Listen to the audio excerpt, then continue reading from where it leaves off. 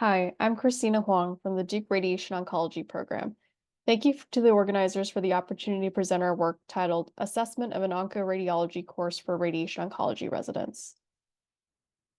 The basis of our project is that radiation oncology treatment planning requires an understanding of normal anatomy, pathologic appearance of cancer, and patterns of cancer spread on imaging.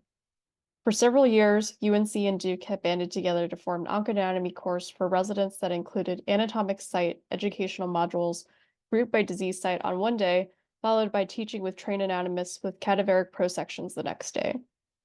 In radiation oncology, we interpret and utilize several imaging modalities and treatment planning, including CT, PET-CT, and MRI imaging shown in this head and neck case, MRI and brachytherapy planning, and mammography in the initial workup of patients with breast cancer.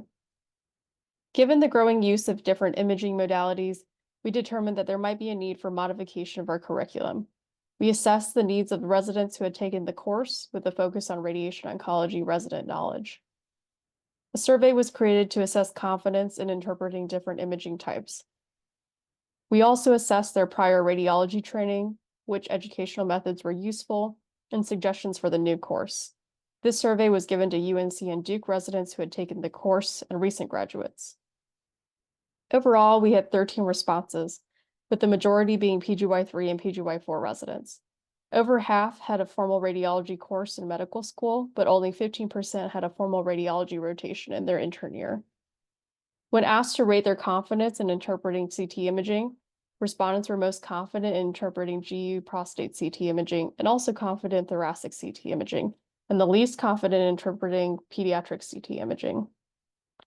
For MR imaging, respondents were the most confident with CNS MRIs and GU prostate MRIs, and the least confident in head and neck MR imaging interpretation.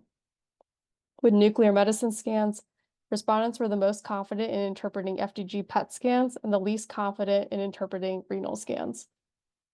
Overall, respondents felt that a focus on abdominal imaging, GYN pelvis imaging, and breast imaging would be the most beneficial to their learning. And they reported that they learned the most about imaging studies through discussions with attendings during radiation treatment planning, speaking to radiologists directly, and during image review as part of consult preparation, and that textbooks were the least helpful. Some suggestions that we got included any and all input from radiologists themselves, perhaps combining all three, clinical lecture, radiology lecture, and cadaver lab, interactive contouring sessions, sample cases, or reviewing radiation oncology cases with a radiologist, paired with radiology lecture. In summary, we performed a needs assessment for an imaging-based course focused on radiographic anatomy, and overall there is support for increased teaching by radiologists and review of imaging-based anatomy.